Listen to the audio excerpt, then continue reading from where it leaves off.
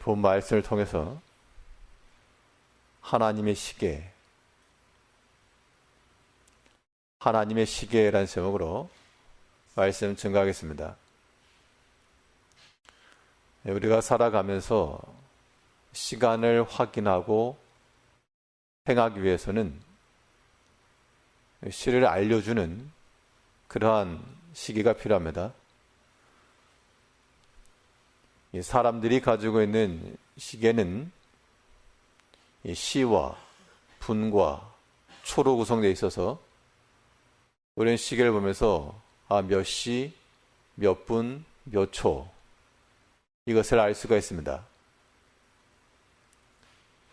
그런데 하나님께서 가지고 계신 그 시계에는 시와 분과 초만 있지 아니하고 거기에는 사람에게는 없는 바 하나님께서 보실 수 있는 또 다른 지표들이 있게 마련인데 그것이 무엇인가? 오늘 본 말씀을 통해 살펴보게 되면 하나님의 시계에 나타나는 바는 정하신 때가 있다는 겁니다. 그래서 우리 사람에게는 그 때를 알지 못하여 매 순간순간 하나님을 의지하며 인내하는 마음을 가지고 나아가는 것이 중요하고 하나님께는 그의 정하신 때가 있기 때문에 우리의 범사의 수고와 순종함을 통하여 하나님께서 행하실 그 때를 기다렸다가 이루신다는 겁니다. 1절 말씀에서 천하의 범사가 기한이고 모든 것이 목적이 이룰 때가 있나니 그래서 하나님께서 우리를 삶 가운데서 날 때와 심을 때와 울 때와 돌을 던질 때와 이러한 때를 주셨기 때문에 그 때까지는 우리가 하나님께서 명하시고 또한 맡기신 그 일들을 온전히 이루어내야 됩니다. 심을 때가 있고 거둘 때가 있다. 그러면 심을 때에 심어야 하고요. 거둘 때는 거둬야 합니다. 그런데 이러한 때를 맞춤에 있어서 가장 경계해야 될 것은 사람의 생각이죠. 하나님의 때까지 그 때가 이를 때까지 우리가 인내하며 순종하는 게 필요한데 우리가 마음속에 이르기를 여기 이만하면 되었다. 그렇게까지 하면 너무 멀다. 이러한 생각들이 하나님의 그 정하신 때를 침범하게 되는 경우가 있다는 겁니다. 그 때라고 하는 것은 아무도 알지 못해서 사람의 시간으로 봤을 때 1년이 될 수도 있고 혹은 10년이 될 수도 있고 어떤 경우는 한 달이 될 수도 있고 짧게는 수초에 해당할 수 있으나 그 때라고 하는 것을 우리가 정하지 않기 때문에 하나님께서 이루시는 그 만사의 일에 쓰임받기 위해서는 인내하시며 우리의 맡겨주신 그 일들을 끝까지 잘 감당하셔야 됩니다. 예수님께서도 그가 친히 이 땅 가운데 인간의 몸을 입고 오시고 그의 십자가의 구원을 이루실 때에도 하나님 아버지께서 정하신 때까지 그 부모를 순종하여 받으시더라라고 말씀했습니다. 예수님께서 지식이 없어서도 아니요 능력이 없어서도 아닌데 하나님이 정하신 그때까지는 잠잠하시고 인내하시고 또한 그의 일을 이루시며 예수님께서 공생 나시기 이전 사람들이 아는 바 목수로서 또 한 가정에서 자녀로서 형제들 간의 맏형으로서 그러한 역할들을 이루시면서 준비하신 겁니다. 예수님께서 가나 혼인잔치에 이르렀을 때 그 모친 이야기 속에서도 그에게 능력이 없었던 것은 아니지만 여자야, 아직 내 때가 이르지 아니하였나이다.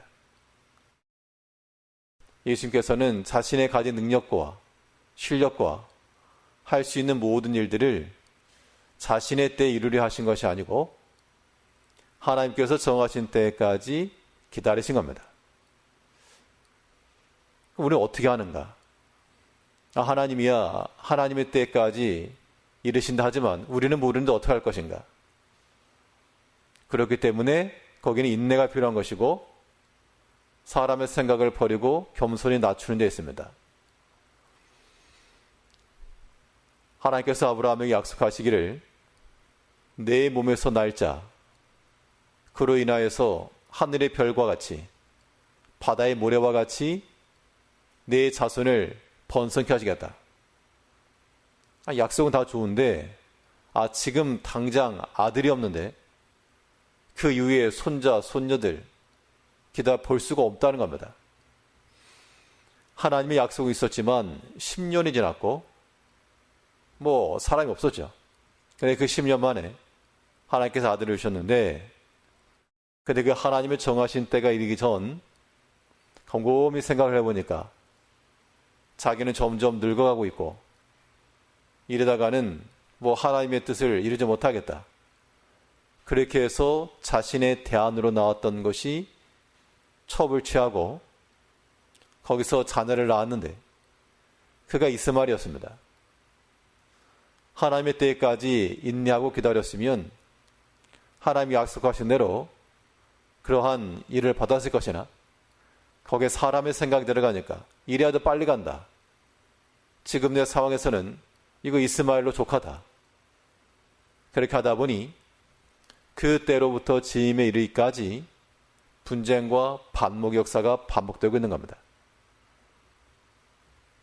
우리는 하나님을 섬기는 자들이요 또한 하나님의 뜻을 이루는 자들입니다. 그 시간과 때라고 하는 것은 전적 하나님께 속하였으므로 우리가 그 시간을 앞당기려고 그것을 인위적으로 끌어가는 것은 우리가 상당히 주의해야 되고 반대로 하나님께서 어떠한 뜻을 이루시고자 하면 그 때라고 하는 것은 멀리 있다가도 가까이 오고 가까이 있어서 금방 손에 잡힐 것 같아도 좀 더 멀어지는 경우가 있다는 겁니다. 결국 우리가 할 수 있는 그 지혜함은 무엇인가? 하나님께서 그의 뜻을 이루실 때까지 온전히 잠잠하시고 인내하시며 끝까지 순종하는 데 있다는 겁니다. 하나님의 시계에는 우리가 알 수 있는 시, 분, 초만 있지 아니하고 그의 정하신 때가 있다. 그 때만 있는 것이 아니라 그 때를 이루시기 위한 또한 뜻하신 목적이 있다고 그랬습니다. 우리 1절을 다시 보시면 천하의 범사가 기한이고 모든 목적이 이룰 때가 있는 하나님께서는 자신의 뜻을 이루신다 그 얘기입니다.